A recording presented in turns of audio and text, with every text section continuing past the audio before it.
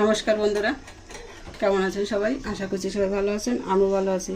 তো আমি আরতি চলে এসেছি আজকে আপনাদের সামনে সামান্য কিছু উপকরণ নিয়ে রান্নার ভিডিও দেখাবো। তাই তো বন্ধুরা দেখুন আজকে কি আছে আমাদের দুপুরের মেনুতে, কি কি রান্না হতে যাচ্ছে। এই যে পাশে দেখুন আমি এখানে রুই মাছ নিয়েছি, ভালো গরম জল করে পরিষ্কার করে সুন্দর করে দিয়ে নিয়েছি। এখন লবণ হলুদ মেখে নেব। এটাতে দিচ্ছি পরিমাণ মতো লবণ, হলুদ 1 চামচ, লবণ হলুদ দিয়ে মাছ আমি ভালো করে মেখে নিচ্ছি। তো রুই মাছ আছে, রুই মাছ কিন্তু এখন আমি বোনা করব। আর এর সাথে 2 পিস এই যে দেখুন চায়না পুঁটি আছে, এইটা কিন্তু আমি বাঁধাকপি ভাজি করব, তার ভিতর দেবো। তো লবণ হলুদ দিয়ে মাছটা ভালো করে মেখে নিলাম, মাছের সুন্দর করে লবণ হলুদ মেখে নিলাম। আর মাছের জন্য নিয়েছি দেখুন এখানে একটা আলু, এই যে গোল গোল করে কেটে নিয়েছি এই সাইজে, আর একটা ডাঁটা ছিল, এই ডাঁটাটাও কেটে নিয়েছি।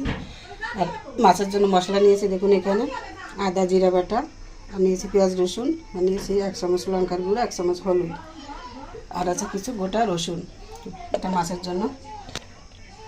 আর এইদিকে আছে দেখুন বাঁধাকপি, বাঁধাকপির জন্য এই যে আলু কেটে নিয়েছি এই পাশে দেখুন, এই যে বাঁধাকপির জন্য 2টো আলু নিয়েছি কিউব করে কেটে, আর নিয়েছি কাঁচা লঙ্কা, আর তার জন্য তো এই মাছ যাবে কপির ভিতর।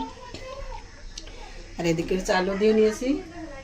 আর আরেকটা বাড়তি জিনিস দেখাচ্ছি বন্ধুরা আপনাদের রান্নার ভিতর, আজকে আপনাদের নতুন একটি চমক দিতে যাচ্ছি। যে এই গ্রাম বাংলার একটা ঐতিহ্যবাহী রান্না, সেটা হচ্ছে ধুপি পিঠা। ধুপি পিঠা বলে অনেকে, ডুটি পিঠা বলে। তো বন্ধুরা আমরা ডুটি পিঠা বলে থাকি, যেটা সাধারণত আমরা আটা দিয়ে করে থাকি।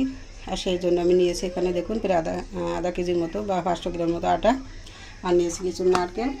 এটা কিন্তু শুধু নারকেল আর লবণ দিয়েই করা হয়, আর কেউ কেউ চাইলে এর ভিতর মিষ্টিও দিতে পারে। আর এটা কিন্তু এইভাবে করা হয় এ কারণে যে নারকেল দিলে পিঠাটা যখন ভাপে দিয়ে করা হয় অত্যন্ত সুন্দর একটা সুগন্ধ ছাড়ে কিন্তু এখান থেকে।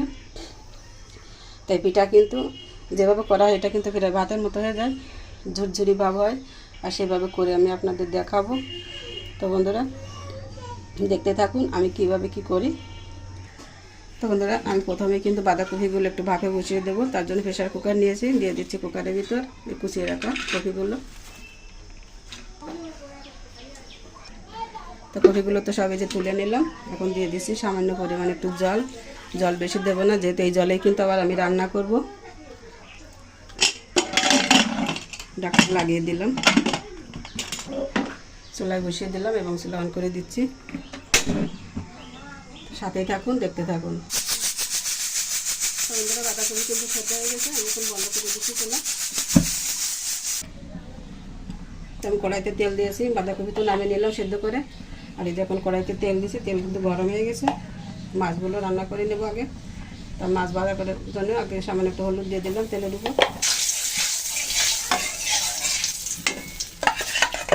মাছ দিয়ে দিচ্ছি।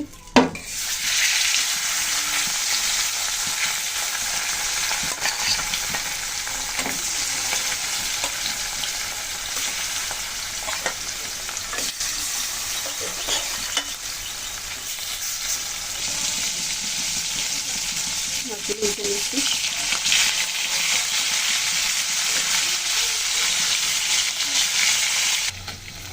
মাছগুলো এখন তুলে নিচ্ছি।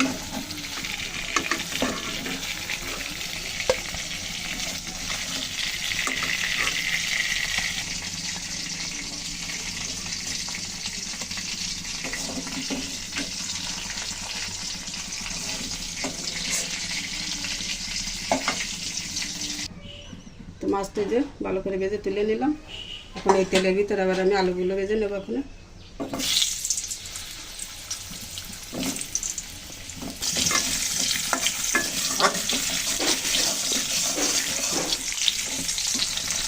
সামান্য হলুদ দিয়ে দিলাম,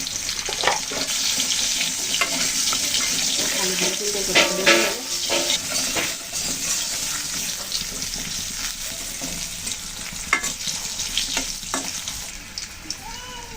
ডাটাগুলো দিয়ে দিলাম,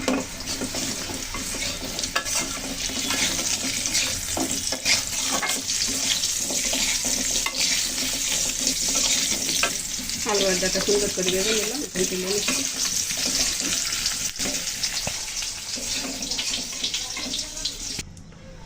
তো মাছ তরকারি নামিনি, কড়াইতে তেল দিয়েছি, দেখুন তেল গরম হয়ে গেছে। তো ফোড়নে দিয়ে দিচ্ছি শুকনো লঙ্কা, তেজপাতা,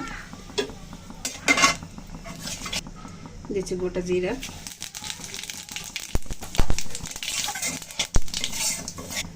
সামান্য একটু হলুদ দিয়ে রসুনের কোয়াগুলো দিয়ে দিলাম।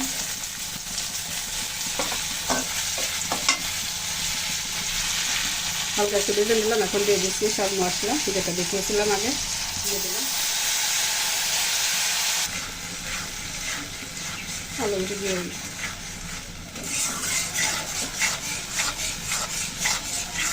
মশলাটা সুন্দর করে কষিয়ে নেব যতক্ষণ না মশলাটাকে তেল উঠে আসে করে। মশলার বাটিটা দিয়ে সামান্য একটু জল দিয়ে দিচ্ছি, আর এই জল দিয়ে কিন্তু সুন্দর করে মশলাটা কষাতে থাকবো। মশলা কষানোর উপরে কিন্তু রান্নার স্বাদ নির্ভর করে। মশলা কিন্তু সুন্দর করে কষানো হয়ে গেছে, দেখুন মশলা থেকে তেল উপরে উঠে এসেছে। এখন আমি একে একে সব মাছ তরকারিগুলো দিয়ে দেবো।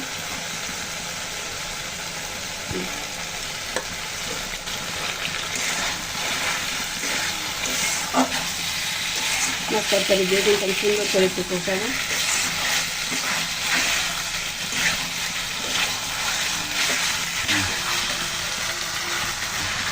সামান্য একটু জল দেবো, জল দিয়ে ওই জলটুকু টানা পর্যন্ত সুন্দর করে আবার কষিয়ে নেব মাছ তরকারি একসাথে। এভাবে আপনারা কে কে মাছ রান্না করে খেয়ে থাকেন বন্ধুরা কমেন্ট করে জানাবেন। আর যদি না করে খেয়ে থাকেন তাহলে অন্তত একবার ট্রাই করে দেখতে পারেন বাসায়, ভালো লাগবে। এইভাবে কিন্তু মাছ একটু যদি ভেঙে যায় ওই ভাঙা মাছে কিন্তু আরও বেশি স্বাদ আসবে মাছের তরকারিতে।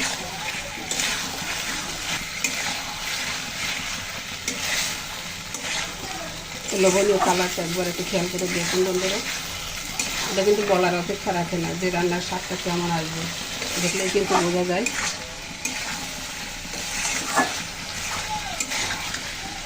কথা বলতে বলতে কিন্তু মশলা দিয়ে মাছ তরকারি সুন্দর করে কষানো হয়ে গেল, তেল কিন্তু উপরে উঠে এসেছে। কোনো জলের জন্য জল দিয়ে দেবো। তো বন্ধুরা রান্নার পদ্ধতিটি যদি ভালো লাগে চ্যানেলটিকে সাবস্ক্রাইব করবেন এবং চ্যানেলের সাথেই থাকবেন, দেখতে থাকবেন এভাবে। আর আজকে কিন্তু বড় একটা আকর্ষণ আছে, দুটি পিঠা বানানো বা দুটি পিঠা বানানো, দেখতে থাকুন। দেখুন কত সুন্দর কিন্তু কষানো হয়ে গেছে। আর মানুষ যেভাবে কষা মাংস খায় এইভাবে কিন্তু কষা মাছ দিয়ে কিন্তু আপনারা খেয়ে নিতে পারবেন এক তলা বা মিশিয়ে। দেখুন এখন জল দিয়ে দিচ্ছি।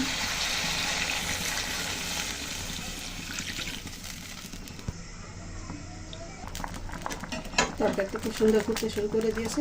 এখন আমি দিয়ে দিচ্ছি পরিমাণ মতো লবণ,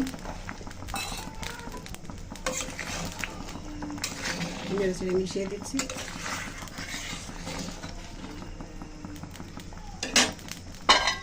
এখন ঢাকা দিয়ে রান্না করব। ঢাকনা তুলে নিচ্ছি।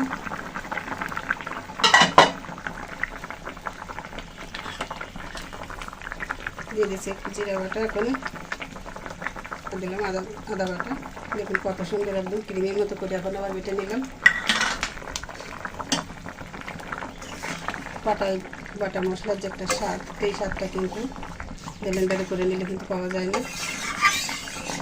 জলটা দেখুন কত সুন্দর ঘন হয়ে যায় আর মসৃণ থাকে পাটায় বেটে নিলে সুন্দর করে।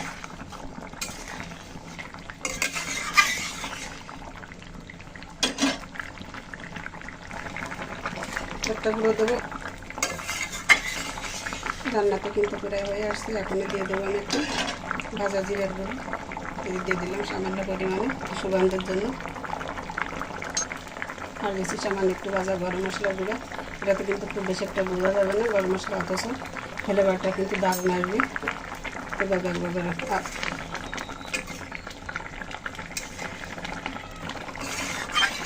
বন্ধুরা আমি বলতে গেলে কিন্তু বুঝি না অনেক সময়, আপনাদের কাছে ভুল করে বসে কতটাই মার্জনা করে দিয়ে এটা আপন মনে করে ভিডিওগুলো দেখবেন আর আমাদেরকে একটু সামনের দিকে নিয়ে যাবেন, এগিয়ে চ্যানেলটিকে সাবস্ক্রাইব করে রাখবেন।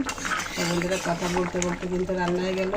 আর আমি যেভাবে মূলত রান্না করতে চাই রসা বা ভাপা করে, আমি সেটা কিন্তু পুরোটা দেখাতে পারি না আমার মামনির জন্য, কিন্তু আবার ঝোল ছাড়া খেতেই পারে না, এর জন্য কিন্তু আমার একটু ঝোল রাখতেই হয়।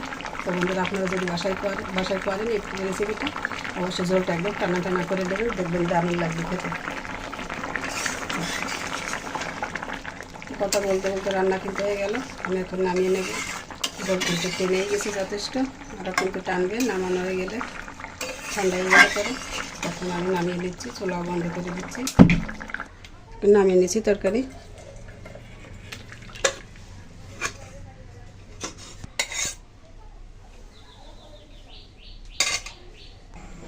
তারপরে এই যে নামিয়ে নিলাম ডাঁটা আলু দিয়ে রুই মাছের রসা। কেমন লাগলো আপনাদের কাছে কমেন্ট করে জানাতে কিন্তু ভুলবেন না। তা বন্ধুরা আবার একটা কথা বলি, লাইক যদি না দেন একটা ডিসলাইক তো দিয়ে যান, এটাই কিন্তু দাবি রাখলাম। আজকের ভিডিও এই পর্যন্তই রাখছি। আর দুটি পিঠার যে রেসিপিটার কথা বলেছিলাম সেটা কিন্তু একই ভিডিও দেখাতে পারছি না বন্ধুরা, যেহেতু ভিডিও অনেক বড় হয়ে যাচ্ছে। তা অপেক্ষায় থাকুন, সামনের ভিডিওতে নিয়ে আসবো। ততক্ষণে সবাই ভালো থাকুন, সুস্থ থাকুন। ধন্যবাদ সবাইকে, নমস্কার।